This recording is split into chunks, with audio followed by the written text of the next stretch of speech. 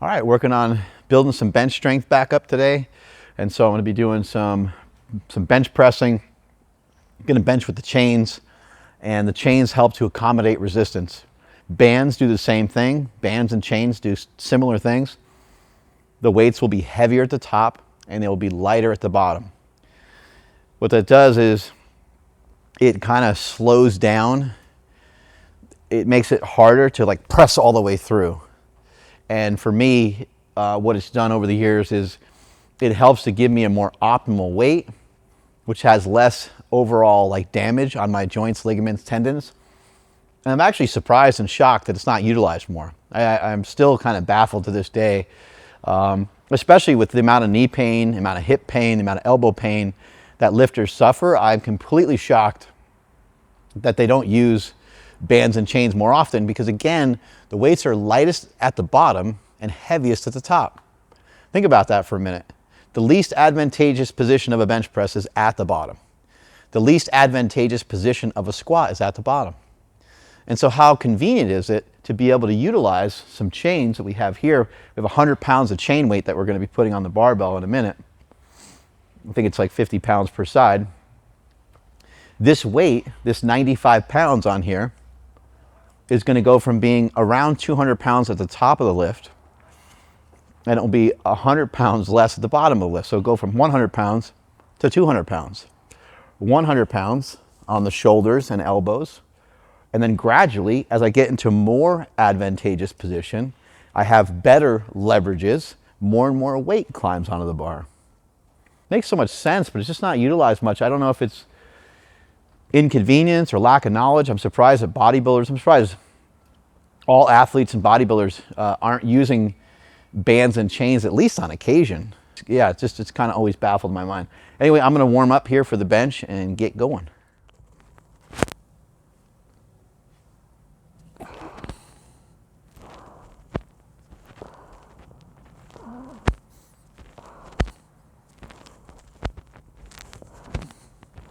I'm going to do a few sets, a few reps, get a little blood flow into the shoulders and into the shoulders, the pecs, the elbows. And another thing I like to do in between doing a bench press is I really like to get the around the elbow joint warmed up really well. And so I'll do some bicep curls and I'll do some pull downs. And the pull downs I'm going to do with my hands like this.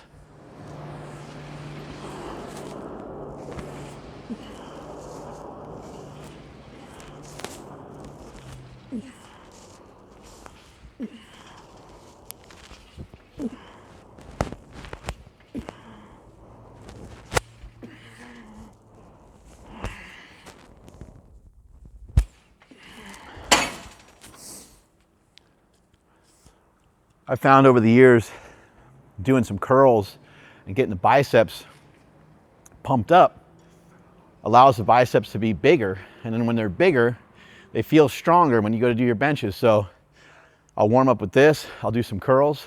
I'm seeing in powerlifting right now a lot of very strong lifters, a lot of guys moving lots of weight, and even some of these strongman guys, Hafthor Bjornsson and a bunch of other guys, a bunch of people breaking all-time world records. And I got to say, it feels pretty good for me to have put up a competition bench press in a meet. 578 is my best. It feels great to know that I did that weight, because that can hang with just about anybody. There's certain people that blow that out of the water. You know, you got, Julius Maddox, and there's some other guys out there that are really formidable, but I have trouble hanging when it comes to maybe like the deadlift. My best deadlift was 766, and now you're seeing guys pulling 900 pounds and all kinds of crazy weight. So that wasn't my forte, but I could always look, and as big as Hafthor Bjornsson is, I can say, hey, at least I got him on the bench. I think for now I got him on the bench, but I'm sure he'll probably surpass that at some point. Those of you who've been following along the single digit body fat series, thank you so much for following along and paying attention to what I'm doing. I've been incorporating 48-hour fasts all the way It's December, it's early December, and I started this mid to late November. And right now, I'm still in the middle of a 48-hour fast. And I will eat a couple things. I'll just tell you very quickly.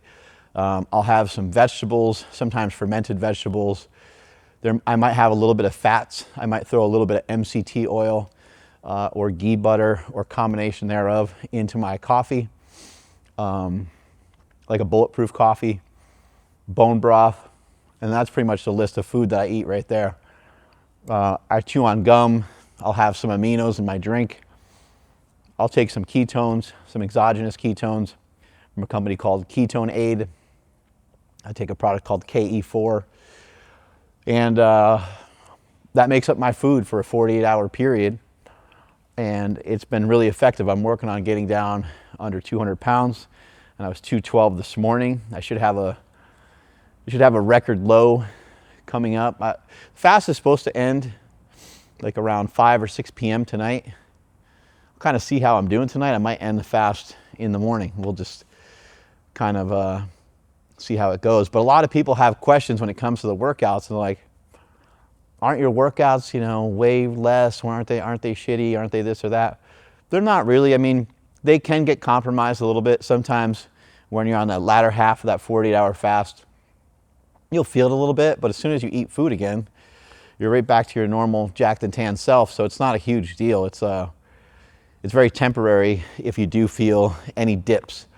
Last thing I'll finish on that note, if you are going to try a fast, make sure you're getting in enough salt, make sure you have enough hydration, because your blood pressure can feel real low. And when you go to stand up quickly or something like that, you could feel like you're gonna pass out and stuff like that. So that's not a good feeling. It's usually, a lot of times, it could be your blood sugar as well, but it's most likely probably your blood pressure. And so jack up some of your salts a little bit.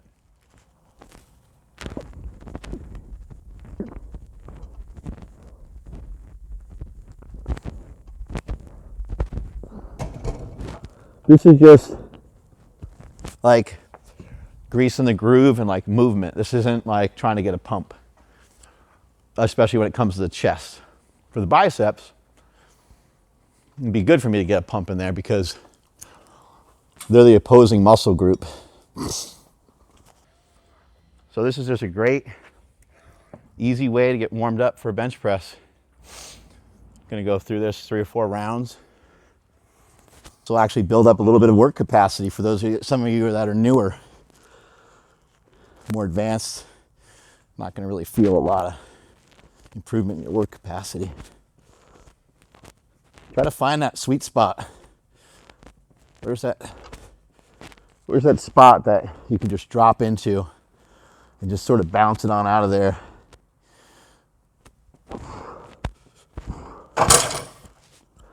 A taste of these chains. So the chains have what's called a feeder chain on them.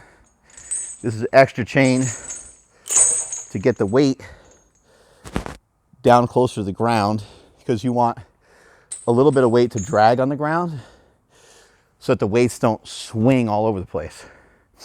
We also want to ensure that a large percentage of the weight comes off the bar at the bottom, so the chains are also doubled up. You see how it's not just one link going from here? Could do that, but I've found over the years, this is the way I was taught by my mentor, Louis Simmons, and this is the way they did it at Westside Barbell, where I had a lot of success using the chains and bands and stuff. So I just do it the way I was taught. And the big difference between chains versus bands, they're a little harder to control because they can be doubled up. They can be extremely tight at the bottom, but it can also still give a good amount of tension at the bottom. With this will be almost zeroed out at the bottom.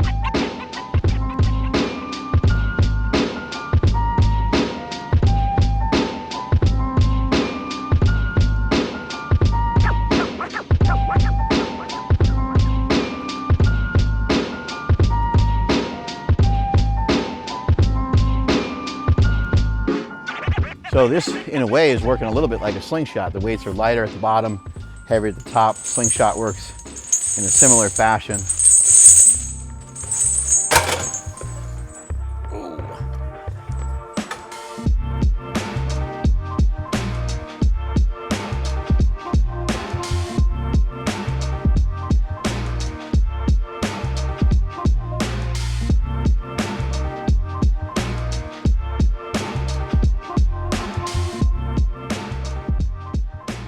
A little bit of movement in between the bench. I've been seeing a lot of people kind of messing with the rope flow stuff online, which is really cool. All started at Super Training Gym with David Weck coming in and showing us this stuff. Pretty much since he came in, I've been doing it. My wrist hurts too bad. As much as I can, and more recently I've been doing it every day. But the real key to this movement is the shoulders moving a lot. Shoulder going high, shoulder going low, shoulder going high, shoulder going low. A lot of people will just swing the rope and they'll just move their arms. You want to move your body. You want to move your head. And as Weck talks about, you want to push your head into like a column. So you're trying to push your head to one side as you go back and forth if you are running or sprinting. And you're not just like toggling your head this way. You're actually trying to Hulk Hogan your head this way to listen in. And then you listen in this way and you listen in this way, which looks really weird. But if somebody speeds up, you'll see like Usain Bolt and a bunch of other people move that way. But I trained like this for a long time. And the cool thing about it is that you never knew where you were. You didn't really know what your regular bench strength was. And I've applied that to everything. Kind of applied that to business and to everything that I do. I don't really obsess over like the actual numbers. I do obsess over progress and just getting better.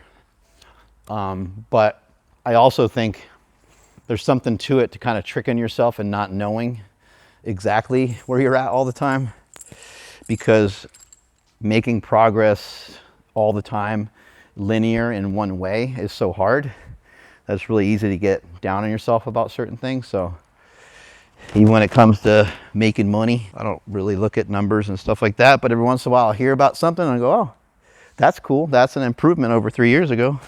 For those of you that have weak points, maybe you have shitty calves. Imagine doing a set in between all your, like just pick your favorite exercise. Could be bench press, could be curls. But imagine if you did a set of 15 reps, standing calf raise, 15-pound dumbbell on your curl, and 20-pound dumbbell on your curl, 15 reps on the calf raise, and so on. By the time you got through 2 or 3 exercises for your biceps, you also may have gotten in 2 or 3 exercises for your calves, help give you better balance, help balance everything out. And I think there's a lot of money in training the lower body, especially for those of you that don't have big legs or hamstrings or glutes or calves.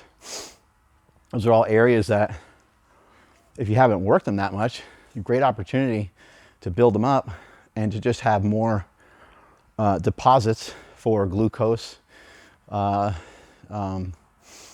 things of that nature to help just keep you healthier for longer. It's not like you need to be insanely jacked necessarily to be healthy. But again, if you measure your calves and they're like 14 inches around, it's probably an area that you can improve, especially if your arms are like 16 inches, right? So a little bit of work goes a long way. You don't have to, I think the avoidance of leg stuff, the huge avoidance of squats, but it's like squats aren't really an exercise, they're just a movement. Squats are a movement, they're not just an exercise. So there's the squat, like that's the only thing we can ever think of is like the squat with the weight on your back. There's so many different versions of squats. I mean, you could just take a dumbbell and put it down here like this, and this is a squat. And you could do that in between and doing some of these without it being super painful, and plus putting a lot of size on your legs. Over time, yes, you'll have to challenge the legs more and do things that are more harderest. But in the beginning, you could do some easy exercises. They'll be super effective, and if nothing else, it'll just be another area that chews up some calories, another area that just chews up some glucose for that particular workout. But hopefully you induce enough, or you bring enough of a challenge, whether it be the sets, the reps, the weight, the tempo, frequency, that you bring enough of a challenge to where there's change. The body will want to change and grow a little bigger. So really easy stuff to do.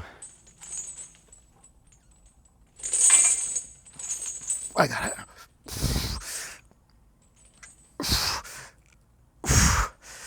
Oh, my right arm didn't quite lock. It was like a real low amount of exercise to do in between a set, you know? So this shouldn't take anything away from my bench. Good job. That was great.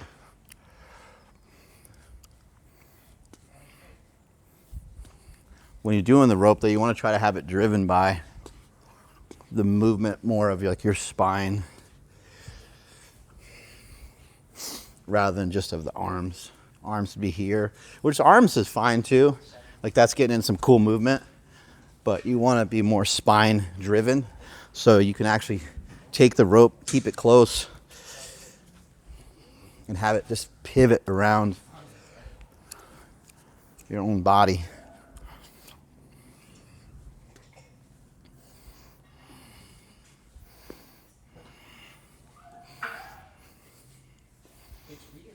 And try to bend down a little bit, get a little low. Get your body low to the ground.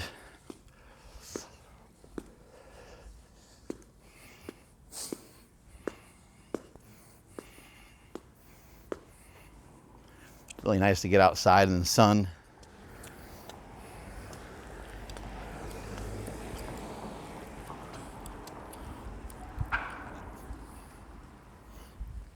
Kind of stand on one foot, practice some balance stuff. You can hold the rope a bunch of different ways too, so you can hold the rope like this.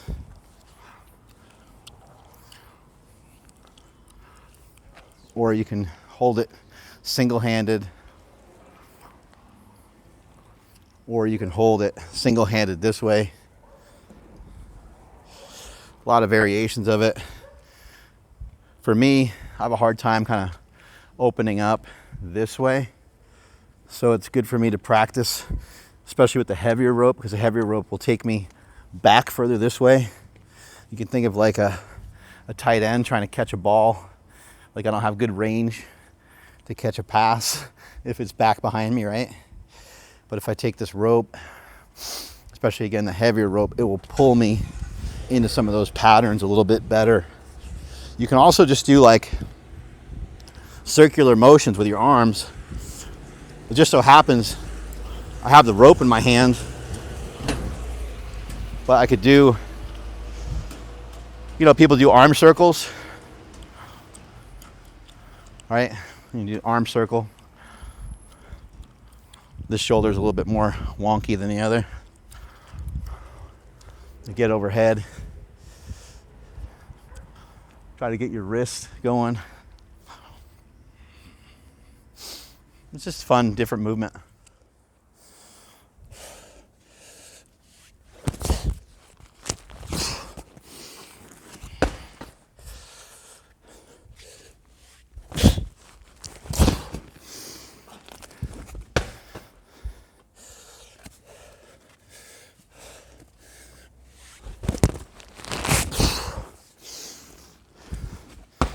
Two more.